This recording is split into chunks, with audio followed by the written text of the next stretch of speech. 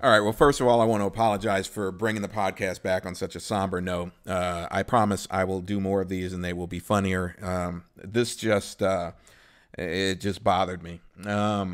Just in the interest of full disclosure, just to let you know, I spent 10 years on and off being a news reporter, news anchor, so I'm used to having to put together a story by looking at both sides. So I'm not gonna just go off one side here or the other. I'm gonna weigh both options, come up with an opinion. That being said, I'm not a criminologist. I'm not a lawyer. I didn't do criminal justice. So this is just based, my opinion is just based on what I saw last night, what I heard the reporters say, and what the LAPD said. Okay. That being said, too, the only thing, I know you're going to agree with some of this. I know you're going to disagree with some of this. The only thing that I want everyone to agree with is that a police officer does not have the right to shoot an unarmed suspect if, and this is a big if they pose no imminent threat. And that's what happened yesterday, okay? A lot of times I see officers and they have shot an unarmed suspect, and a lot of times it's warranted because either they made a threatening maneuver, they ran towards the officers, they pulled out what looked to be a gun, and that's forgivable. But what happened last night wasn't. I mean, hey, I forgave Al in Die Hard for shooting the kid. Okay, you know, like you said, it was dark. He had a toy gun. It looked real enough. Okay, there was a toy gun. It looked real. In this situation, there was no toy gun. Okay, I forgive you, Reginald Johnson. You killed a kid, but I understand where you're coming from. In this situation, I don't understand it. And here's what happened, in case you fell off the planet and didn't see this. Basically, in a nutshell, it was a car chase. Police were chasing a suspect suspected of driving under the influence. He took it into downtown LA, where he T-bones the car in an intersection. Cars spin out. The guy crashes his car, jumps out of the car, runs around the back of the car. His hands are flailing. He's stumbling. He's obviously drunk or high or something. And his hands are flailing. And as he turns to run away, the cops shoot him. And it looked like in the back. As I was watching this live, I go, oh my God, they shot him in the back. It looked like that. And he died basically on the scene. Here's the issue that I have with this. There's many, but here's the main issue here. As police officers, and I think this is why I got so upset about this, because, you know, we read about this all the time. We read about things where, you know, there's been a bad shooting, or a cop shoots a kid, didn't have a gun. Cop shoots somebody, thought he was reaching for a weapon, you know, whatever. Or a cop just overreacts and shoots somebody. We read about it all the time, but I never have the reaction I had last night, because you never see it. Okay, you never see exactly what happened. I saw a guy die live on the internet last night. Okay, that's not the issue, and I'll talk about that a little later. The problem here is that I think there's an issue with the system, and I'm not talking about government. I'm not talking about judicial. I'm talking about police. And what I mean by that, I'm not here to blast the LAPD in general. I'm not here to even blast police or the policeman who pulled the trigger. Okay, I don't know what was going on in that guy's head. He might have been frightened. We can't jump to the conclusion that this was just a guy who has an itchy trigger finger, wanted to be Rambo, and wanted to blow somebody away. We don't know what happened, okay? However, I can tell you something that isn't debatable. What isn't debatable is that when all these things add up, when all these bad shootings add up, we've got to finally realize that something is going wrong when the way these officers are being trained. Maybe there's nothing wrong with this guy's head. Maybe he's not, the cop, maybe he's not mentally unstable. Maybe he's a perfectly normal human being. But the fact of the matter is, when you shoot somebody and you had time, you had 2 seconds, and it might seem like that's not a lot, but it is. You had 2 seconds to see that this guy, his arms were flailing. He had no weapon, and he turned his back to you. If that officer cannot see that deadly force wasn't necessary, then this guy does not deserve to be an officer. And it's, again, it may not be his fault. I'm saying that I don't believe we're training these officers right. I think there needs to be a way that we are mentally evaluating the stress level of these people before they are given a gun and a badge. We need to see whether or not they respond to a stressful situation in a correct and logical manner that isn't an overreaction. And again, maybe that guy wasn't ready to be in this situation and we didn't train him perfectly, or we didn't catch it in the mental evaluation. Okay?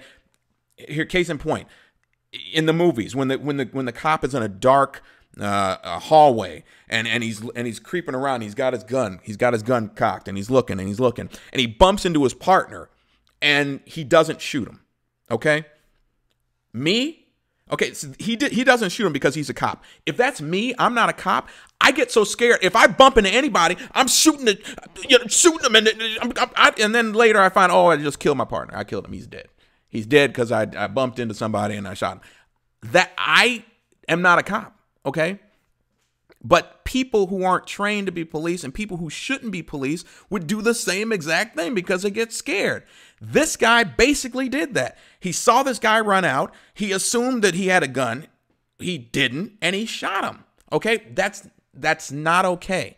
And here's another thing. Here's why it was a light bulb moment. And here's what gave me that light bulb moment, that it's not necessarily the officer who's got this whole Rambo syndrome. Maybe it's the system, is that the guy was white. The perpetrator, the suspect, was white. And that was the light bulb moment to me. Because every time we read about these shootings happen, these bad shootings, every time we read about it, it's always a white officer killed a black kid. Black officer killed a black kid. But it always comes down to the suspect was black, and then we turn it into this racial thing where police are racist and police automatically look to shoot black kids. And yesterday when I saw this white guy, and basically it's a white guy, he could have been anybody's uncle. He could have been a granddad, a dad, whatever. He just looked like a drunk white guy that just stumbled out of the car, and yet they shot him. And that was a light bulb moment to me. And it made me think, you know what? These bad shootings aren't necessarily racially driven.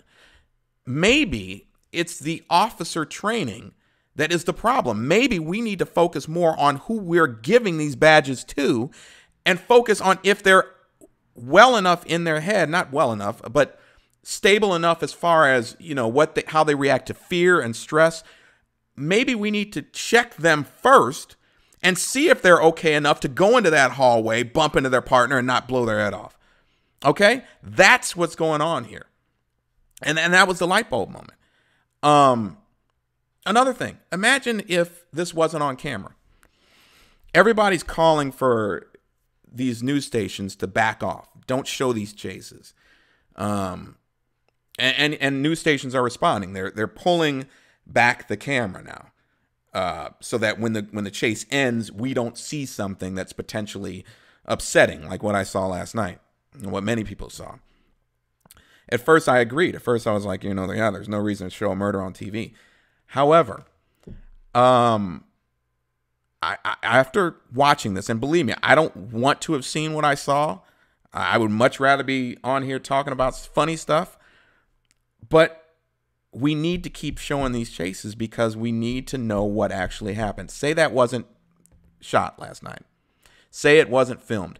We would never have known what happened. That could have been brushed under the rug. It could have been told to us that this guy had a gun, anything, or he looked like he was making a gun motion, anything.